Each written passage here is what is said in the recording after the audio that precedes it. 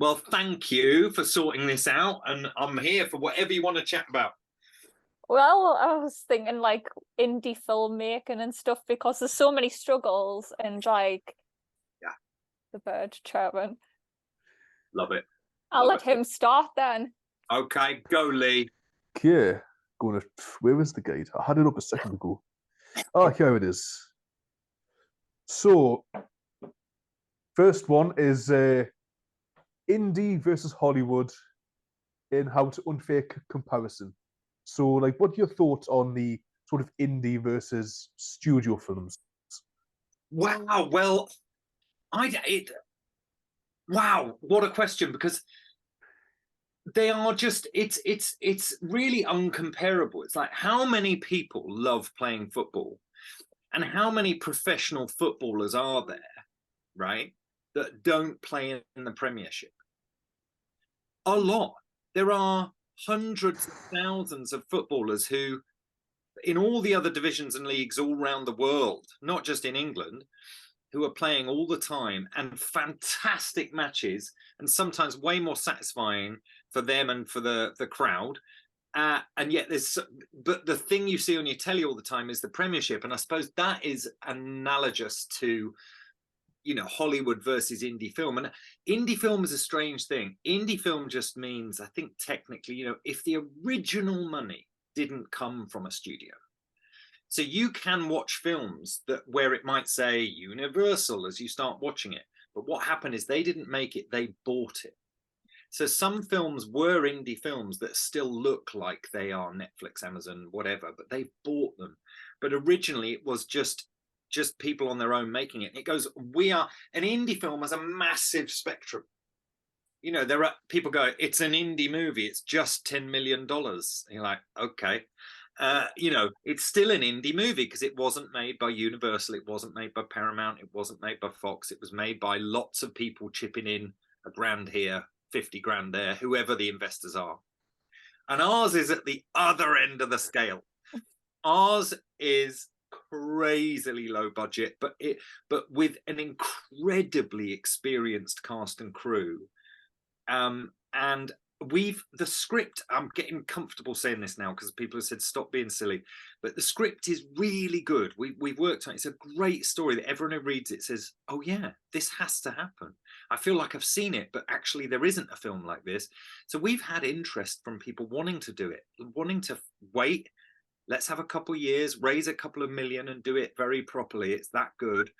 And I've said, nope, I'm doing this just like I've done my short films. There's no one to answer to. It's just us, and it's tiny. I am at the moment the line producer, the prop maker, the everything, the PR, everything. And I had to work out for the caterer, like, what is the busiest day next year when we're filming it? And our busiest day to feed human beings on a feature film is 9 people. That's how tiny. That's normally the catering department on a film is 8 or 9 people. So it's gloriously small but epic in what it's going to do, this film. Yeah, I feel like if you work in such a small knit group, it's so much better. Yeah, completely. Like I was on set last night and it's just awesome. Love it. Amazing. What were you doing? Well, I wasn't doing that much because there was so many people there in a tiny flat. So I was doing behind the scenes, but I could barely get into the set itself. Okay. So it was kind of like, I'll just go in like between takes, take a few photos and then sit in the dark with everyone else. Very good. It's such a fun atmosphere though, isn't it? Yeah, the banter and everything, meeting all new people. It's fantastic. Good. Yeah, glad to hear it. Also, another good thing would be the sort of control you have, because on a studio, like you don't really get final say. It's mainly the big producers, the execs who tell you, oh, if this is good enough to release or not. But in an indie, you have 100% control over everything. You decide what happens when, and it's just having that close knit means you can get to know everybody. And I think having that sort of relationship would just make the filming easier. Well, we've got this little team we've built up over the 2 really brilliant short films we've done, and we just don't need anyone else. And even though it's a 90-minute film, this one, it's still a tiny cast of characters, and we just don't need any. It's all about the human beings, so we don't need stunt teams, we don't need massive tracks for the camera, we don't need. It's just a simple story. And anyway, they say the higher up the tree you go, the more monkeys poo on your head. You know, and it is true. You know, my happiest jobs, I have done little bits in huge things, Bond films and big Marvel shows and what have you, as big as they get, you know. And actually, but the happiest environments I've ever been in have been lower budget films. But we have crazily big ambitions, but we're just trying to keep it pure. In fact, amazingly, a documentary team who are BAFTA and Emmy winning, Andrew Smith and Andy Jackson from Fleeting Year Films, they've found out about us and they are following us from the very start to the end. So we've got this mega behind the scenes team. They're doing a documentary on, they're like, can it be done? Can you actually make a little, keep it feeling like a short film, but actually have this film enter the universe in a real way and not lose control? So they're following us all the way, actually, because they're like, can you really do that? So that there's going to be a documentary about our film coming out a few months after our film, in theory. Wow. Awesome. Yeah. We're trying to, control can sound like a really strange thing. I think instead of talking about keeping control, I think I'm going to talk about maintaining freedom, you know, without, and because I love input from other people, but I think you only get to make your first feature film once. And after that, you know, if I do any more of this, there'll probably be more chefs involved, you know. So let's have one really pure thing that comes out. And like the other two short films, it's just about kindness and connection. It's not a money-making exercise, thank God, you know. But we've had incredible luck. Like I've called in 30 years of favors basically to get this, you know, rolling for the money. Well, we still need a little bit, but we've got 2/3 of our money. And some of that came in the most bizarre way. Can I tell you how some of it happened? Yeah. So I called in, basically, I've been hoovering up podcasts myself, like just endlessly. Every single first-time filmmaker podcast that exists almost, I've listened to it and taken notes. And they're all asked, what would you do differently if you did this over? You know, and they almost always say, God, I wish I'd thought about the back end of this thing. Because everyone's so desperate to get the film in the can, they don't think about the other end. Music, publicity, like festival runs, all the editing, all the things, all the legal stuff, all the boring tax stuff. And I hate all that, but I've gone, okay, I'm going to try to think about that. I don't know anything. So I have, over 30 years, I've met one of everyone, right? And I've tried to call or have a cup of tea with someone in every department and every part of it. And when it came to scoring a film, my brother is a singer-songwriter. Great. He fancied a go at doing the music. I went, great. But he doesn't know how to score a film. Now, I once in theatre worked with a woman called Anne Dudley. Now, she does theatre music, but she was also won an Oscar as a composer. She did music for films like American History X and oh God, so much. And she won her Oscar, weirdly, for the music for the Full Monty. And but I got in touch with Anne, and she said, I'm very busy. I went, fine. What do you want? I said, look, it's just my brother's going to help. Can we have a day with you next year, next summer, when the film is edited? Can we just have an afternoon, just for advice? She went, oh, I suppose so. I'll give it a read. She read the film and watched our short films. And 2 days later went from saying, oh, I'm a bit busy, to saying, are you looking for investors? This is the best script I've read in 10 years. I can't believe you're making it for that money. Do you want any help? And I said, I turned her down. I said, nope, we're doing it all ourselves. I'm going to do crowdfunding and credit cards. We're just doing it ourselves, thanks. And then she kept going, really? We wouldn't be any, are you sure? Because I just love your script. I want to help. No. Eventually, she persuaded me to have a cup of tea with her, and they persuaded me they're not going to interfere, and she thinks it's going to be a success. So, and she's always wanted to produce, but not on big things. And she said also, I'll help with the music, so she's going to co-compose for free. and an Oscar-winning composer, and then she and her husband have chipped in nearly 2/3 of our budget as producers, but with the nicest contract anyone's ever read. It even says in black and white, we will leave you alone to make your film, you know. Unbelievable. So we're crowdfunding now just for the last chunk to get it in the can. But it's things like that are happening where people are, you know, I've got some fantastic actors, and I was really nervous about talking to their very posh agents and explaining to them that I'm paying equity minimum and I'm sorry and blah blah blah. And they've all just said, Joe, this script's amazing. We're thrilled that our clients are in it. It's fine. We're really glad they're doing it. So, you know, it's been good. It's been good, but yeah, we just need a couple more grand on that Kickstarter. We're close. You'll definitely do it. Yeah. Oh yeah, definitely. It's very close now, I think. Last time I Not looked. too far off. Not too far. It's amazing though. I've been obsessed with Kickstarter the last 6 months, watching films do their things, and it's quite fun. It's quite a fun sport actually. Turn your telly off and just watch Kickstarter campaigns go up and down, and some of them get really close and then don't, because you only get your money if you definitely complete. Yeah, we've done it. Yeah. So it can be a bit nerve-wracking watching the limit go up as the days go down. You're like, that's it. Come on. And the last week even though people go, you're so close, I can't feel like that yet. Until I see it hit it, I can't relax about it. But it'll be, I mean, if I have to, there's ways, aren't there? You lend your own mum a bit of money at the end, chuck that 500 quid in, and maybe we'll, you know, so we'll be all right. Yeah, I felt guilty when it come to mine because everyone was putting loads of money in. My grandparents were like, I'll only put a little bit in, and then I get a message from like my bank saying she put £1,000 in. I was like, I was like, isn't that amazing?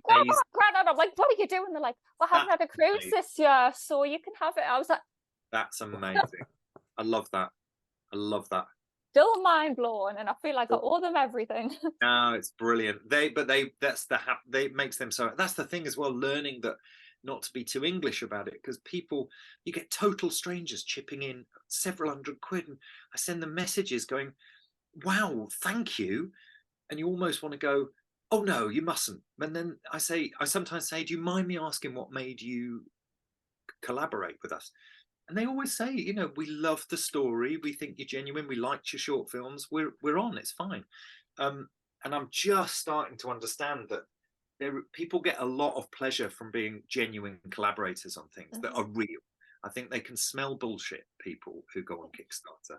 And I happen to really like Kickstarter. I know there's loads of others, Indiegogo, and there's something about Kickstarter that has a lot of genuine philanthropists, I think is the word, who go on there.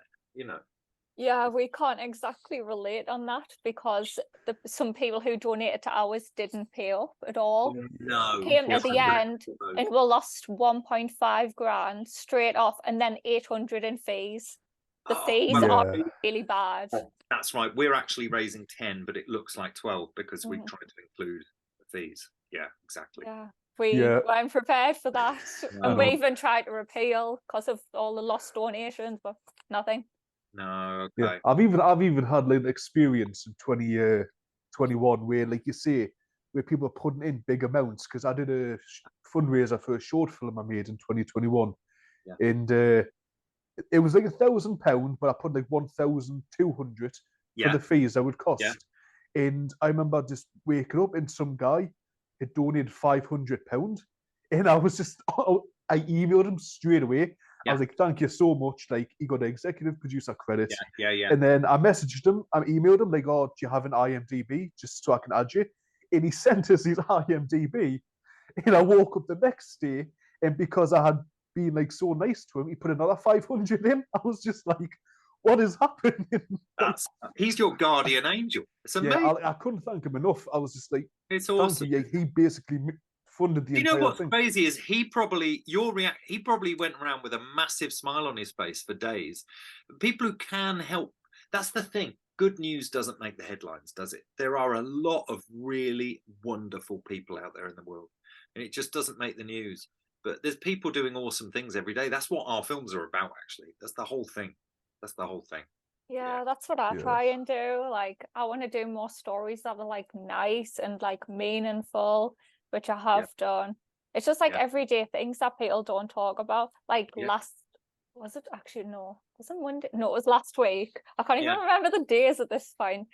A homeless woman came up to us in like Newcastle, and I got given like free things off YouTube because they give vouchers for some reason. And I had a Costa voucher, and I gave her my Costa voucher. Like, I wasn't going to need it as much as she would need it. So like, it's just doing nice things like that. It makes people happy. That is literally what Signs of Life is about, really. Is unexpected, and the ripples that come from little acts of kindness. And sometimes they're accidental, just by being a witness to someone when they need someone to witness them is like a gift as well. It's fascinating. I've barely got like, I don't know why I didn't elaborate. No, it's fine. We've chatted. You wind me up and let me go. I don't stop talking. I don't stop talking either. So yeah. Screenwriting, how hard it is to actually like, I can't even find the word. How hard it could be sometimes. Okay, so like sometimes, like writing, depending on the story, it's easy to get the words from your head onto the page. Yeah. But on certain times, there's those times where, you can be stuck. I would say. Not what I was saying about trying to figure out how to get the ideas onto the page to write it, and like how different it can sometimes be from the original vision. It's absolutely right. Well, that's the thing. Like, for example, this feature film, Signs of Life, I woke up one morning with what felt like a whole story, and I had to run upstairs, grab a pen and paper, and literally typing wouldn't have been quick enough, and scribble like 4 pages of A4 of what I'd sort of woken up with. Not a dream, but like, oh, boom, and it just worked. But then I had to write a proper screenplay, and that's where I did a screenwriting master's degree in lockdown, really, as something to fill the time, and because I'd done a bit of writing, but that very thing, I always felt, I can write when I'm inspired, but how do you, I would like to know a few tools in my tool bag for when. So I actually applied some of the things I'd learned on that. I went, okay, this film is about a selective mute woman, a woman who doesn't talk, goes on holiday, and she's having a terrible time. She ends up sleeping rough, and somebody, offers her somewhere to stay, and it seems a bit scary. It ends up being okay, and these two damaged human beings end up sharing space, and it's kind of okay. That's the film. I thought, well, how do you sell that? How do you write that? How do you keep people reading that? So do you know what I did? I used all the templates for writing an action movie on this little film about 2 people. I used an action movie template, and I was really strict. So they're like, on page 32, precisely, you must have a complete reversal and like an explosion. But instead of a helicopter exploding in Die Hard on that point, I had this woman who said no to offers of help, and no, thank you, I'm all right on my own. She finally accepts an offer of something like a cup of tea. But it sounds so ridiculous, but I shaped it meticulously, and it meant I had a map. Lola, this is the thing, to have a map. If you can draw yourself a map, you don't get lost, and keep work. I don't go to writing the screenplay till I've done a premise that I've worked on that is ready. And like a little 2 sentences that tell you who it is, where it is, what they want, and what will happen if they don't get it, right? And you make it really good. And the thing is, once you've got that, 18 months later, that's the thing you stick on IMDb or whatever, and you've got, I've done that work. Then you do like, the character biographies, really sum up who they are, what they're afraid of, what do they want, what do they need. Take your time doing that. Then this little list of like, okay, this is where, this is this beat, then we have that beat, then we have that beat, then like a 15-point thing, get that happy, and then have a go and do the first draft. And you find you never have that moment where you're like, oh, it was great till page 30, and now I'm like, I don't know what to do. You know that you've got to do all is lost moment. So you're like, oh, well, maybe if she lost the bag, blah, blah, blah. And you work into and it doesn't, some people say, oh, structure is anti-art. Like people think, well, I want to be free man and just write whatever comes out. Yeah. If you by fluke write a film straight away, one draft, just pure inspiration, if you analyzed it, you'll have done everything in this list. It will just be there. So it doesn't make it uncreative to go, I need to tick these things off. When you go, how shall I do it? That is still your creative brain. And it ends up being this script that people say, God, I can't believe how exciting and page turning your screenplay was. And yet it's about just two people just kind of sharing some time. So anyway, yeah, so it is fascinating. I was like, I don't know why I'm doing this MA sometimes. And then on this, I have to say, I was like, aha, it's paid off. It's totally paid off. Yeah. I don't do that. I'm like the weirdest writer. I just go open a document and then I'm like, okay, I'm going to write this thing. And then I don't plan anything beforehand, not a thing. I just go with it and then do everything last. Brilliant. But there's so many ways you can put a horse before the cart or the cart before the horse. It doesn't matter. And you might apply some things afterwards and go, writing is rewriting, they say, right? Yep. The vomit draft is wonderful and it's so important. But then it's after that. It's like with films, there's 3 films you make, right? The film you write, the film you shoot, and then the film you edit. And they are totally different puppies. And I feel like that about writing. There's, but I always think, you want to have had 4 or 5 cracks at it before you show people, really. That doesn't have to take that long. It doesn't really. Just knuckle down, set the alarm an hour earlier and crack on, Yeah. My friend was asking, what's your advice for new writers and how to get drafts done, how to find inspiration to like beat writer's block, essentially? Okay. Well, if you're literally just trying to, I think it's about clocking up mileage, right? Any area of this storytelling game, acting, writing, directing, clock up mileage. Don't worry about career. I'm doing inverted commas. Just clock up mileage. So people don't have to read it. So give yourself that freedom that you can write without worrying about what people will think. Because you just need to keep putting your fingers on the keyboard and doing it. So I tell you what's amazing for inspiration for stories.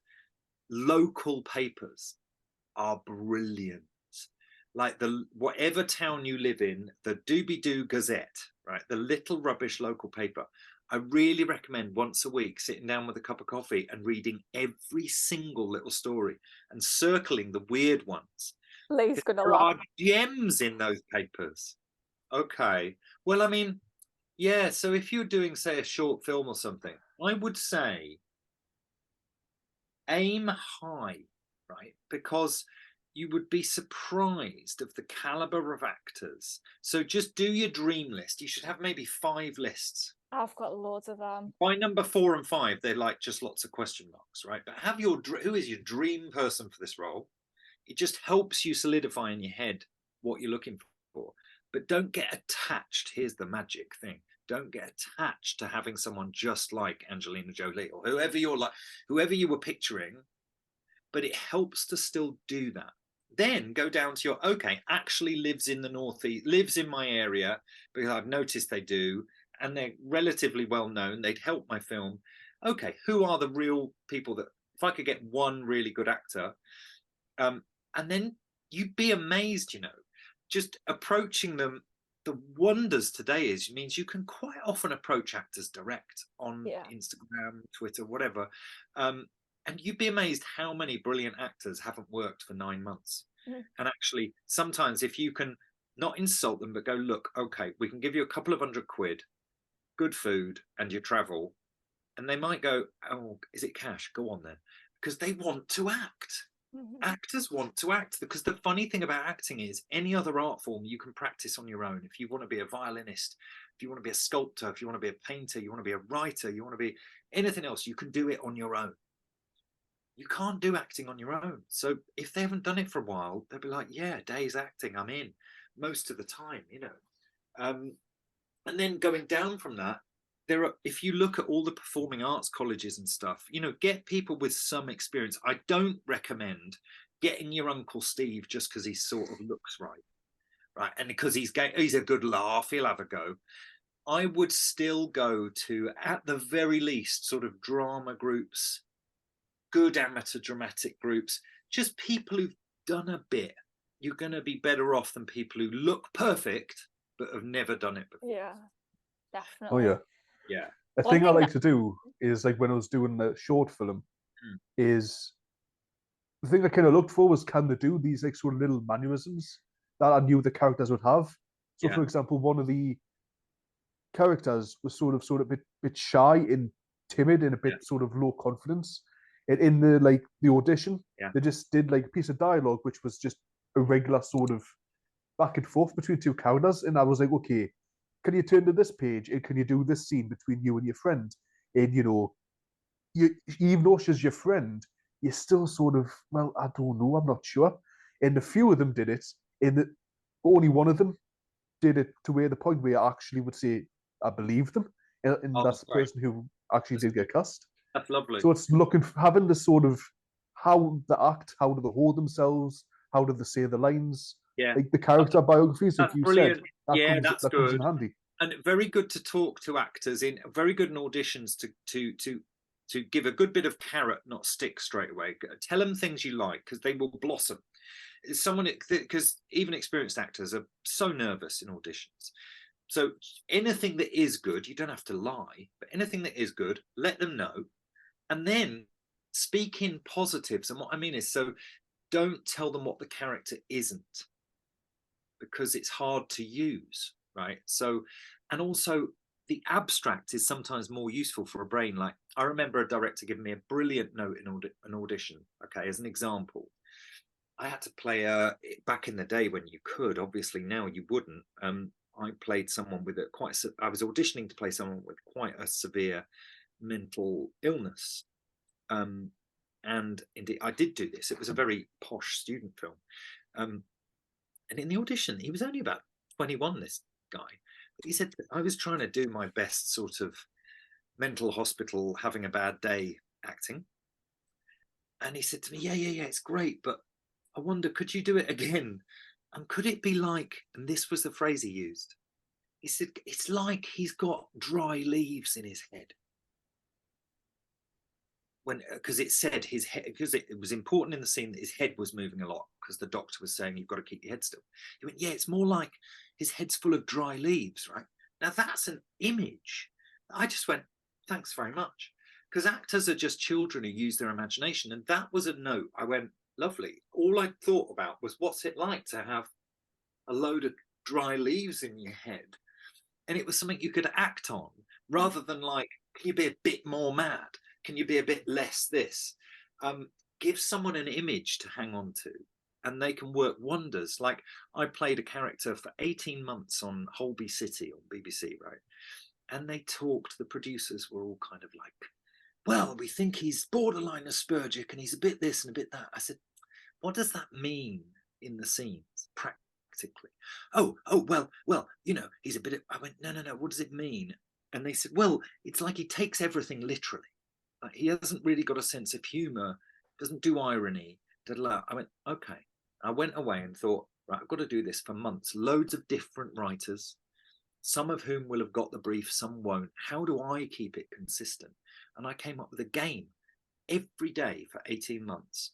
No matter what someone said to me in conversation in the scene, I quickly repeated what they said before I answered. And there weren't massive pauses, but it meant you had someone says, Luke, do you want a cup of tea? Yes, I'll have a cup of tea. There was that, just long enough for me to go, do I want a cup of tea? Yes, I'll have a cup of tea. But I did it on every time anyone spoke to him. And he was really consistent. And it also made it funny, weirdly, because he was so straight, So give actors like games to play to get what you want. It's like dealing with how you might with a child. Instead of saying you can't touch the kettle, it'll burn. You give them some long explanation. Just go, isn't it fun over here? Take them to the other side of the room and show them something else. Yes, that's a long answer to just say, use your imagination, engage their imagination. That's the best one. One thing that we find hard is actually getting in touch with agents. A lot of them don't reply ever. I know. Now, the holy grail for that, ready, is invest your time and your online flirtations with the B, C, and D level, not the A level like Nina Gold. Get to know a couple of casting directors. just flatter them, because people don't tell them how great they are enough, right? Say, I thought your casting on so and so was awesome, but don't aim mega high. There are ones doing lower budget feature films. When you watch a lower budget British feature film, take a note of who the casting director is. And start following them. And before you know it, if you get one of them on side, and if they say, all I'm asking is, would you watch this? I'm not asking for anything else. I'd love you to watch this. Watch one of your shorts. Then if there's someone you really want an agent to answer your letter about, you could say, look, could you possibly give this script to read? If you were, could you possibly just make the first approach? And you might have to pay them a few quid, but not that much. To make the initial approaches, and agents will always answer casting directors' emails. Right. So well, that's good advice. Yeah. So, like, there are lower level, just like there's levels of all of us writers and directors. Same with casting directors. There's people trying to make their careers as casting directors, and catch them on the way up. It's a very good bit of advice. Yeah. Lee, do you want to say anything next? Apart from I'm going to remember that advice. Yeah. So location-wise, so how difficult would it be? Was it for you to find sort of the locations where you're going to be filming? Oh my God! How was it easy? Was it hard? It was a real adventure, because I wrote this film about a woman going on a cheap holiday, and it's really important that she got away from her tough life in England and tried to escape, and it all went wrong. So we ended up settling on Lanzarote, which is the least developed of those islands, and you can get there super cheap. You can find places to stay pretty cheap, but still, we've got 39 locations in this film, and we're making it for peanuts. And we've got them all sussed, and we've got permission for half of them. But we will be doing quite a bit of guerrilla filmmaking in this, where we're just like, quick, run. Yeah. But, we're going to rehearse really, and we are tiny, I think. And my sound guy he's working wonders on trying to get the boom out as little as possible. Lots of clip mics and wild track recording of dialogues, so that, because the first thing to give away that you're filming somewhere is a big boom. And so the camera. Yeah. The camera as well. Even this, obviously it will look like we're shooting on a Blackmagic a lot of the time, and it will look like a movie camera sometimes, but you can take stuff off it and it can look like a keen photographer, not a film camera. And you can put a strap around your neck and look like it's just a camera. So we're going to do a few bits like that. But yeah, the location's amazing, and we're shooting in Leighton Buzzard in England as well, and we've had great recce's. It's very easy to get a DOP to go on a recce to Lanzarote. They're like, yeah, I'll come. But we did a super cheap 4-day recce there, and I'm going out again in December, because there's a few restaurants we're going to use who they said, yeah, of course, fine, but they won't answer emails and phone calls, and I've got to go out again and actually get them to now look, we really are coming to do this. Are you really okay? Because if not, I've got to find somewhere else. So I'm going again in December to shake hands and give them like €100 and say, please sign here. So it's a thing. And I am the location manager as well as all the other hats. Yeah. So I feel like that's very normal on set, though. Everyone does everything, especially up here. Yeah, definitely. Yeah. Yeah. The next topic is equipment. Okay. What is the best? And also, I can imagine how hard it is to get all that to Lanzarote. Well, there you go. That's the really interesting thing. So, because of these documentary guys who are working with us a bit, we've been asking them, because they travel the world with their stuff. Now, they've got so many top tips. Basically, you never put your cameras or the lenses in the hold. You have to carry them in hand luggage.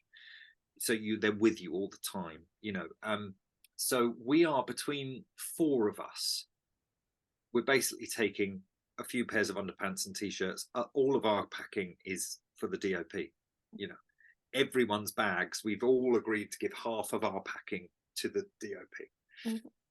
So we are, with a lot of bubble wrap, taking it in our hand luggage on the whole. And we've just made a real commitment, like a choice, to do a lot of what they call verite, lighting. And we're going to use reflection stuff, but we're not having big lights. Yeah. We're going to go with what we get on the whole, and we're not having instead of track. You know, we're being really proper old school indie filmmaking. There's a few bits where we're like, wouldn't it be great to have track there? So what have we got in Lanzarote? My one lady who's helping us fix things out there. We've got a fold-up wheelchair to do a few dolly shots in.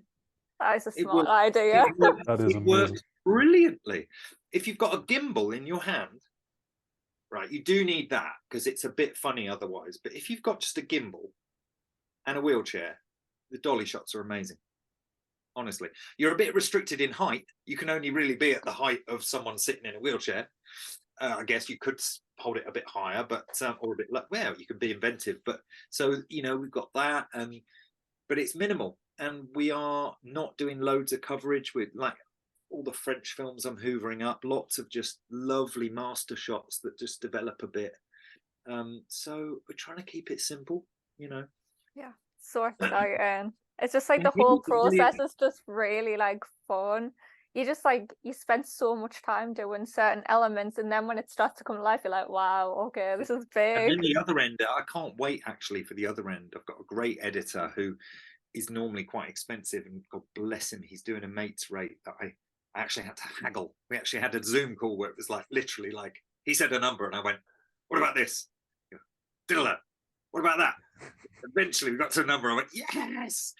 But that'll be really exciting. I can't wait. We've actually shot when we were over there for the recce.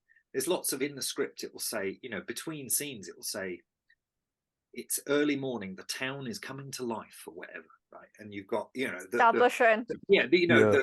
lots of what I call connective tissue. Mm-hmm. So the moon's going down over a volcano, whatever. We did all them while we were out there. We've got like 7 minutes of the film shot. Oh wow! Done our B-roll. Yeah. I love stuff like that. I feel like awesome. One of the worst things, or like what I've probably come across, Lee hasn't because he hasn't had to edit, color grading. Like when you get the footage and then you look at it and you're like, oh no. Yeah. Well, I'm so lucky. My nephew, Elliot Millson, who's only 21, but has been making films since he was 9 years old. Wow. He's unbelievable. If you go to his website, Elliot Millson DOP, he's unbelievable. He's a great editor as well, but I wanted him. He edited our shorts as well. God bless him. He shot them, graded them, and edited them. And he said on this, he went, Joe, I love you and all. I can't do it all for a feature. I went, but he is still going to grade it, which is awesome. For very mates rates, and he can do that all in a shed in his dad's garden in Dorset. He's got this massive computer that can handle it all. So Elliot will be helping with the grade, which is awesome. Funny that, isn't it? You find that on if you're making a comedy, right, it's very serious on set, and if you're making a drama with like heartbreak and death and whatever, people will be larking about and having a really good time. It's such a weird thing I found over the years. Yeah, it makes sense. You want to fill the space with the other, right? But it's really true. Yeah, like our one is it's got about 3 big laughs. My feature film, like proper. Oh my God, that's hilarious, because you've got to know someone and then this happens. It's funny, but there's only like 3 or 4 big laughs. A lot of drama, but I think we're going to have such a laugh filming it.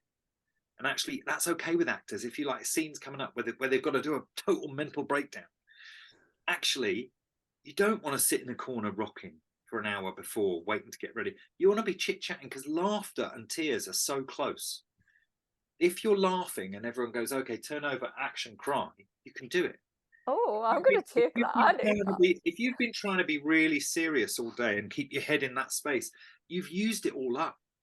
And when it comes to the take, you'll push. Whereas if you've been laughing and titting about and they go, and now your baby's died, you'll just get there. It's crazy. So don't worry. It's another thing for novice new directors with real actors. Don't worry if they're larking about all the time, because don't forget, actors are employed to be like children and play.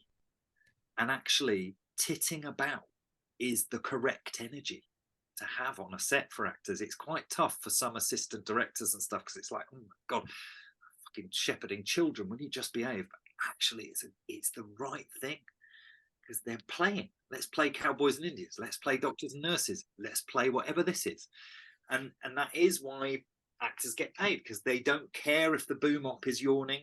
They don't care if there's people behind the barrier in the street going, who's this? Why, who's he? They just play. That's what they're paid to do, you know. It's always so fun. It is. It's funny. Yeah.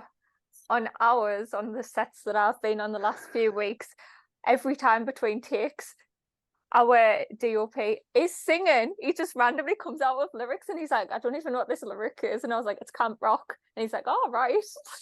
Brilliant. That's like my list. That's awesome. Had a great chat. Yeah. Yeah. I'd love, and if it's all right to plug the thing, we've got till the 9th of October to finish raising our money. So, I mean, anyone who's listening or watching, I think the easiest way is to just either find me on the social media things or go to this thing called Kickstarter and put in the search thing Signs of Life, and you will get there. We can also tag the Kickstarter in the YouTube description as well. Yeah. Oh, brilliant. The link. Fantastic. Thank you. Thank you. Thank you. So good. This will probably go out on Sunday, I think. Perfect. Perfect. Yeah. Awesome. I'm glad she's still out there flying the flag. Yeah. Yeah. Yeah. Man. Big up the Northeast. Definitely. Definitely. The Northeast is very tiny. Everyone knows everyone, apparently, so. Yeah. I mean, that is true, yeah. And it's I did say before, didn't I? It's where business. I'm at least half of I've got Durham blood going through me. Yes, I'm Durham, officially. There you go. Durham's the best pit yacker. Yeah. All right, guys. Well, thank you so much